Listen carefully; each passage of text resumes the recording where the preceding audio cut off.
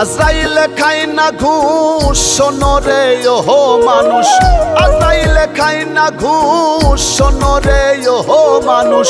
কি হইব কালো টাকার পাহাড় গড়িয়া, আইসো খালি যাইবা খালি 3 টুকরা কাপড় লইয়া। হে আইসো খালি যাইবা খালি 3 টুকরা কাপড় লইয়া।